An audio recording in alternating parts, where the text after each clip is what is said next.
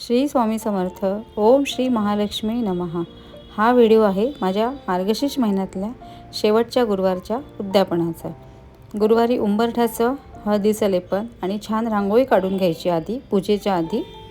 तेच मी तुम्हाला दाखवत आहे. मी हळदीचं लेपन आणि रांगोळी काढून घेतलेली आहे. आता मी घेतलेली आहे महालक्ष्मी मातेची मूर्ती. ती छान पाण्याने नंतर पंचामृताने त्याला अभिषेक करून घ्यायचा आणि ती मूर्तीसुद्धा आपल्याला पूजेत ठेवायची आहे. जी मार्गशीर्ष महिन्यातली पूजा मांडतो ना आपण, त्यामध्ये ठेवायची आहे. त्यानंतर आहे श्रीयंत्र. श्रीयंत्रालासुद्धा पाण्याने आणि नंतर पंचामृताने अभिषेक करून घ्यायचा आणि श्रीयंत्रसुद्धा त्या पूजेत ठेवलेलं आहे. तर श्रीयंत्राजवळ मी लघु नारळ ठेवत असते. नंतर कमळगट्ट्याची माळ त्याला पूर्ण घालून घेत असते.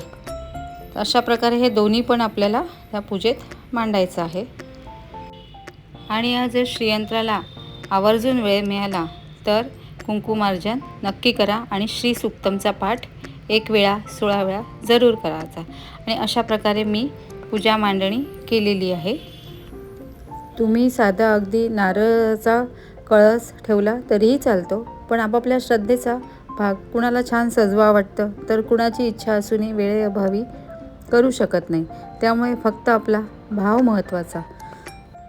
पण वेळ असेल तर नक्की पूजा अगदी सुशोभित करा. जसं आपण छान तयार झालो की आपल्याला छान वाटतं, अगदी तसंच पूजेचंही असतं.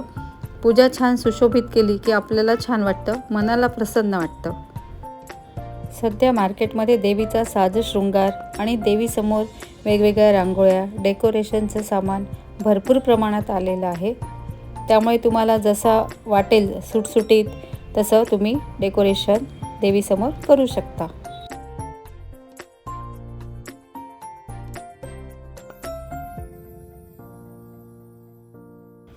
तर आपण छान गुरुवारी हळदीचं लेपन करायचं. म्हणजे जितकं छान सुशोभित करता येईल उंबरठा घरातलं, तर छान तसं डेकोरेशन करायचं. जर तुम्हाला गुरुवारी रोज जरी शक्य असेल हळदीचं लेपन करणं तर खूप छान, पण तुम्ही गुरुवारी जरी कंपल्सरी हळदीचं लेपन करा.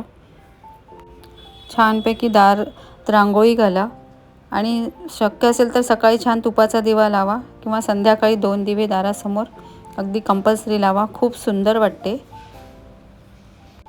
आणि मी त्या दिवशी छान पुरणपोळीचा नैवेद्य केला आणि सवाष्णांना जेवायला बोलवलं. आणि त्या दिवशी भरपूर गडबड असल्यामुळे मला प्रत्येक व्हिडिओ काढणं जमलं नाही, पण मी काही फोटो इथे शेअर करत आहे. आणि माझ्या फ्रेंडकडे पण मला हळदी कुंकाला जायचं होतं, तिच्याकडचा पण मी देवीचा फोटो इथे टाकलेला आहे.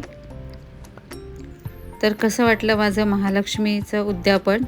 आवडलं असेल तर लाईक, शेअर आणि सबस्क्राईब करायला विसरू नका. पुन्हा भेटूया नव्या व्हिडिओमध्ये लवकरच.